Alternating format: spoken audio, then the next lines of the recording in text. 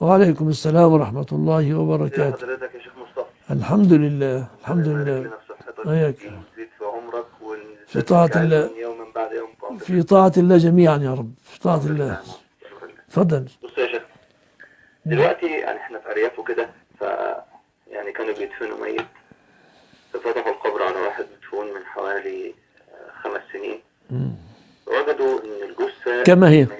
نعم. اه فقعدوا يقول ده رجل صالح، وهذا يعني عمله صالح، وده عميل كويس. فانا يعني لما جم يكلموني في الموضوع ده فقلت استشير حضرتك، فيعني ده يعني أن عباره عن ايه؟ لا، الناس تختلف في هذا الصدد، والأجسام تختلف في هذا الصدد. الأجسام تختلف في هذا الصدد. وعندنا في السلف أن جابر بن عبد الله رضي الله عنه قال: لما كان يوم أحد واستدعاني أبي وقال: يا بني، إني أراني من أول من يقتل في هذا اليوم، فاستوصي بأخواتك خيرا. وبالفعل في أول معركة قتل عبد الله وآل جابر. فبعد أن انتهت المعركة أمر النبي صلى الله عليه وسلم لقتل القتلى وصعوبة الحفر أن يدفن الاثنان والثلاثة في قبر واحد، وأن يقدم أكثرهم أخذا للقرآن.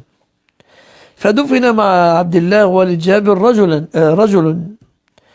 قال جابر: فلم تطب نفسي بعد ذلك أن يكون في القبر رجل مع أبي، فاستخرجته في رواية بعد 6 أشهر، رواية بعد شهر، فوجدته كما هو، لم يتغير منه شيء غير شيء في أذنه، شيء في أذنه. طبعا والد جابر له كرامة عظيمة، أن الله كلمه بعد أن قتل والد جابر.